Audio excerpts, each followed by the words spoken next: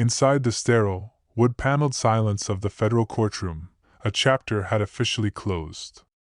The judge's gavel had fallen, its sharp crack against the sound block pronouncing a sentence that would be recorded in legal archives and splashed across tomorrow's headlines, a numerical value assigned to a saga of human suffering. But outside those insulated walls, a storm of a different nature was raging, one fueled not by legal precedent but by raw, collective emotion. The air was thick with the shouted, overlapping questions of reporters, the relentless, almost violent strobe of camera flashes, and the palpable, global anticipation for a single reaction, that of Cassie Ventura. The woman who had loved him with the fervor of youth, the woman who had later feared him with the primal instinct of self-preservation, the woman whose quiet, monumental courage had fundamentally reshaped the trajectory of this case, now held the unspoken power to define its ultimate meaning. For the public, the announcement of Sean, Diddy, Combs' prison term was a moment to be neatly labeled, justice served, and filed away. But for Cassie, watching from a private distance, that very word, justice, suddenly felt hollow, an empty vessel into which a society desperate for closure was pouring its own needs, without regard for the dense, lingering weight of her lived reality, as every major news outlet broadcast the final, defining image of Diddy being led from the court, his face an unsettling mask of calm detachment, his posture erect, his eyes revealing nothing, almost serene in its resignation.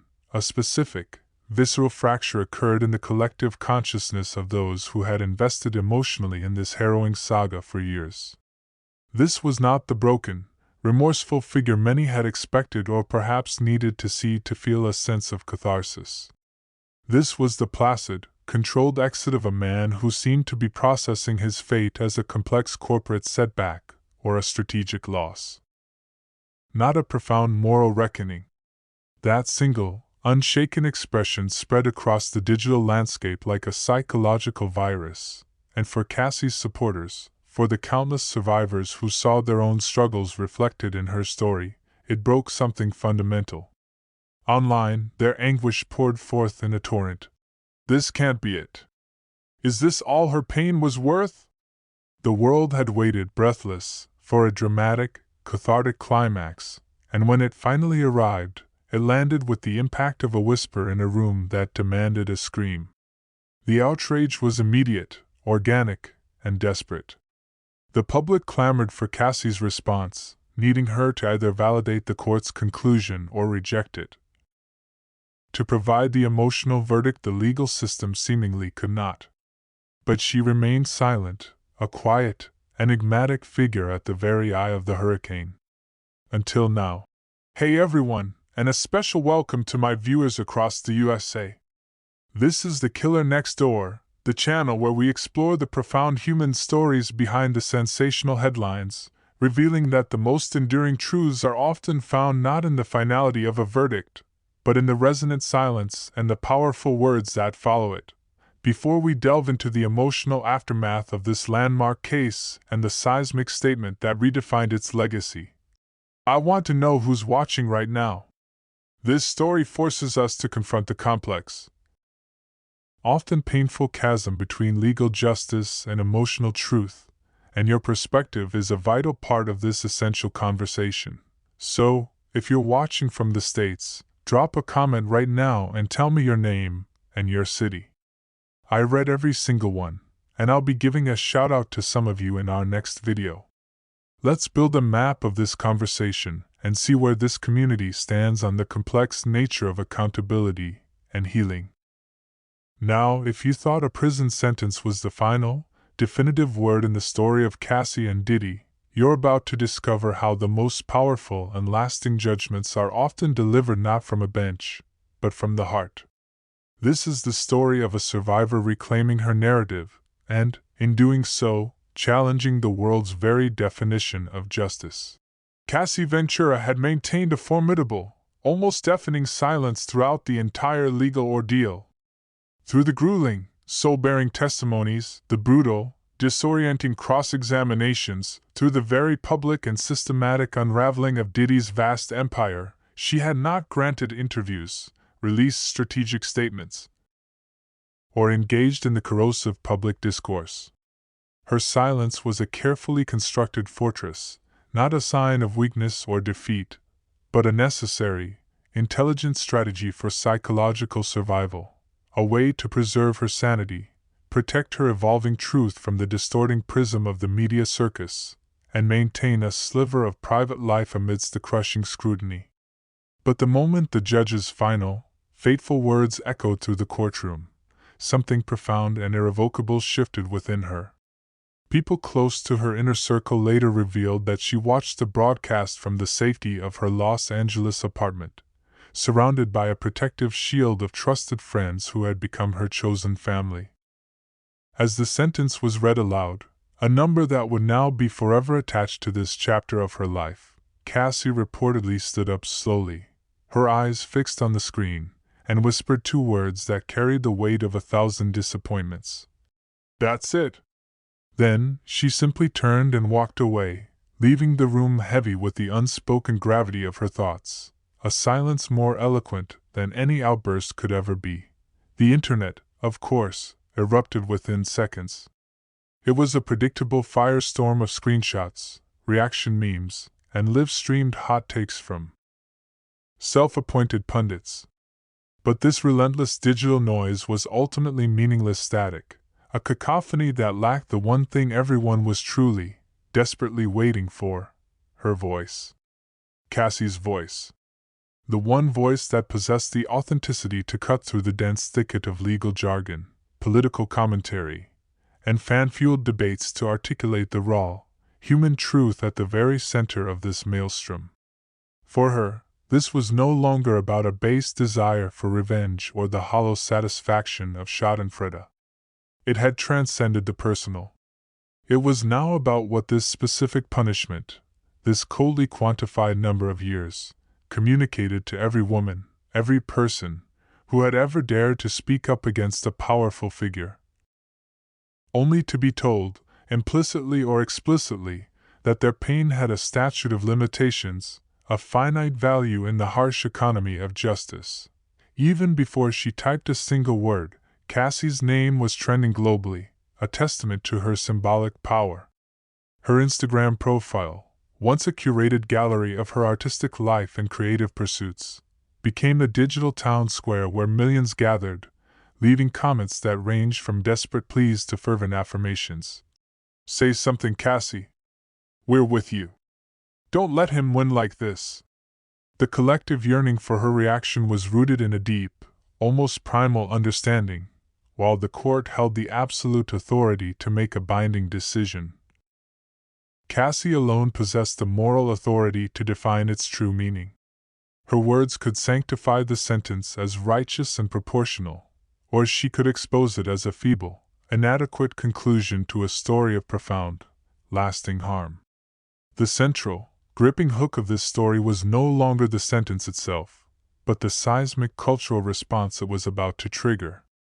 Because justice, as inscribed on official documents and court transcripts, does not always correlate with justice as it is felt in the depths of the human heart.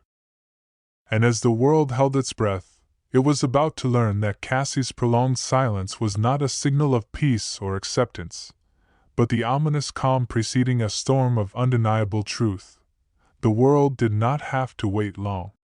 Less than 24 hours after the sentencing, a period that felt like an eternity in the accelerated timeline of the digital age, Cassie's silence was broken.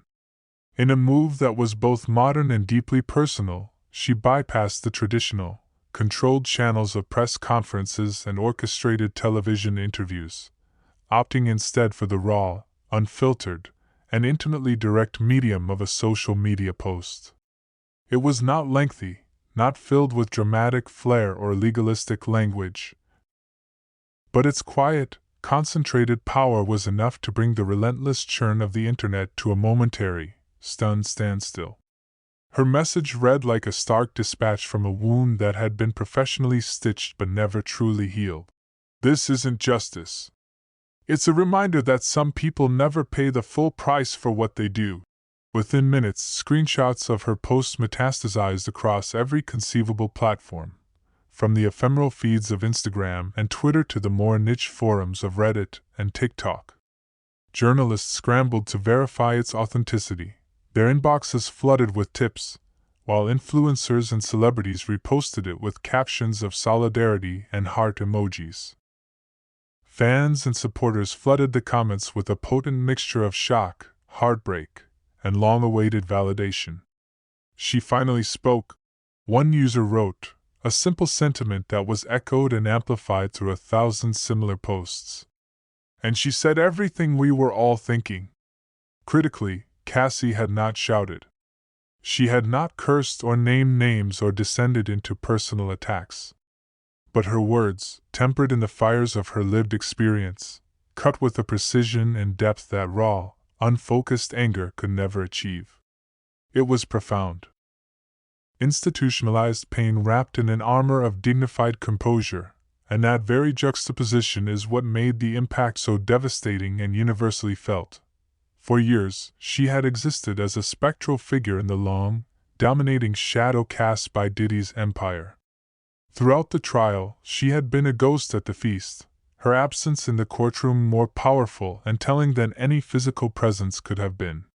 She did not give interviews to bolster her image, she did not release carefully lawyered statements, she did not engage in the predictable public back and forth. But now, that strategic, protective silence was definitively shattered, and every carefully chosen word in her post felt like a secondary, more meaningful verdict, one delivered from the unassailable bench of lived experience. Her post was not merely a reaction, it was a profound statement of disbelief and disillusionment. To Cassie, the sentence felt like a narrative that had been abruptly abandoned mid-chapter, as if the system had consciously, or perhaps systemically, pulled its punches because of the famous name and immense fortune attached to the man sitting in the defendant's chair. Fans and survivors across the globe immediately echoed her sentiment, creating a spontaneous, powerful chorus of disillusionment. They remembered the graphic, heartbreaking details of her legal testimony and the subsequent reporting. The way she had described a psychological landscape of pervasive fear, sophisticated manipulation, and deep-seated trauma that extended far beyond any single event. They could not reconcile the visceral, haunting horror of those memories with the neat, tidy, and ultimately reducible number of years the court had handed down. For years?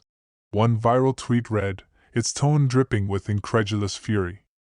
That's the price tag his legal team negotiated for a lifetime of her trauma. The outrage was not a fleeting spike on a social media analytics graph.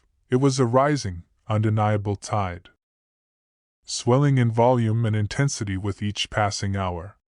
Across all social media platforms, organic hashtags like #JusticeForCassie and #TooLightForTheCrime began to trend, effortlessly transforming the conversation from a commentary on a singular case into a sweeping indictment of what the verdict symbolized about power, privilege, and the perceived elasticity of accountability in America.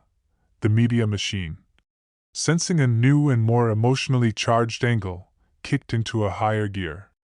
Reporters began a frenzied campaign to reach Cassie's representatives, hungry for a follow-up comment, a clarifying statement, anything to extend and monetize the explosive news cycle.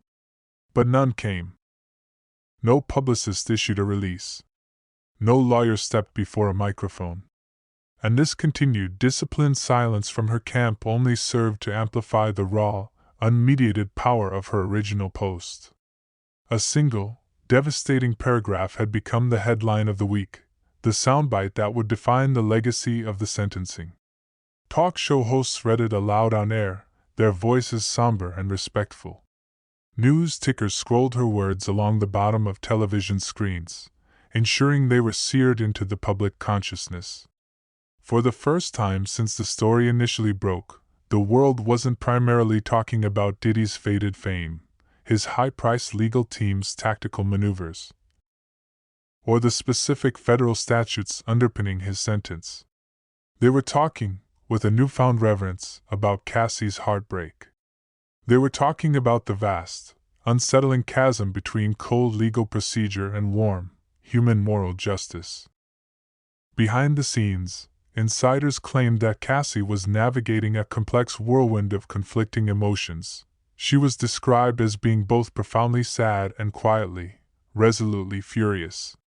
Friends close to her confided to select outlets that she had expected more from the outcome, not out of a dark desire for vengeance, but from a deep-seated need for a sense of proportional, meaningful accountability. She had hoped for a judicial conclusion that would resonate not just for her, but for every woman and every survivor who had watched the trial unfold from afar, clinging to the fragile hope that this time, against all odds, the system would work exactly as it was promised in civic textbooks. She felt the system failed. One source was quoted as saying, "Not necessarily in its strict procedural application, but in its overarching principle. How can true justice ever exist," she said, "if the people perched at the very top of the power structure, those with immense wealth and influence, always get a bulk rate discount on the moral price they have to pay?" And in that pivotal moment of reflection and articulation, Cassie's reaction was transmuted from a personal grievance into a collective movement. Her individual, deeply personal pain was elevated into a universal symbol for systemic failure.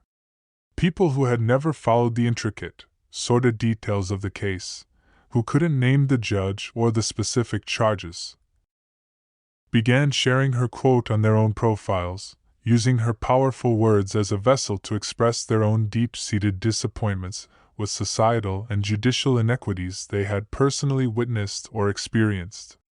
For millions, Cassie was no longer just speaking for Cassie. She was speaking for every individual who had ever felt the cold, hard truth that justice in America often possesses a sliding scale, one heavily weighted and calibrated by wealth, fame, and social connections. Her statement didn't just break the internet for a news cycle, it shattered the comforting, widely held illusion that justice had, in fact, been dutifully served. The courtroom had formally closed its doors. The case was officially entered into the record, but with a few taps on a screen, Cassie had metaphorically kicked open a new, more important door, one leading directly into the heart of a public reckoning about the very nature of fairness itself. The echo of her post did not fade with the morning news, it evolved into a sustained, multi-platform roar. Within hours, Cassie's words became the central nervous system of a global conversation, the primary source code being analyzed and interpreted across all forms of media. Talk shows, podcasts, and social media influencers performed detailed autopsies on every syllable, searching for deeper meaning in her phrasing, her punctuation, and what she chose to leave unsaid. News anchors described her statement as a primal cry for justice, while cultural critics and sociologists labeled it the most powerful and authentically human reaction since the verdict itself. But for the millions who read and internalized her message, it was something even more profound, a stark, necessary reminder that psychological trauma does not simply evaporate or get neatly resolved because a figure in a black robe bangs a gavel and declares the official proceedings to be over. The wave of Cassie's reaction was culturally unstoppable. Her Instagram following doubled overnight, a digital monument to her newfound role as an unwitting symbol of resilience and truth-telling. Every major news outlet, from the New York Times to CNN, led their broadcasts and homepages with her name in bold, dramatic fonts, a tacit acknowledgement that her voice now drove the narrative. Paparazzi and news crews staked out her home in Los Angeles, their long lenses and satellite trucks a constant, intrusive presence, desperate for a glimpse, a single tear, a fleeting soundbite, any further fragment of the human story to feed the insatiable cycle. But she gave them nothing. She did not appear on her balcony for a wave, she did not break down in tears for the cameras, she did not offer a strained, diplomatic smile. She retreated back into a purposeful, powerful silence, and this strategic withdrawal only poured more accelerant onto the fire of public discourse. Her absence forced the world to speak for her, and it did so with a passionate, unified voice that grew louder by the hour. Across the digital landscape, people began a grassroots, collective archaeological dig into the detailed history of her relationship with Diddy.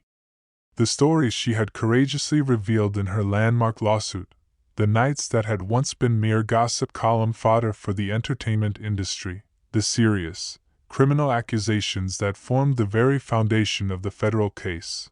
All of it was exhumed and re-examined through the new, clarifying lens of her "This isn't justice" statement. Clips of her old interviews and musical performances from a decade prior resurfaced, now poignantly annotated with captions like, "Now her pain makes sense. We should have listened."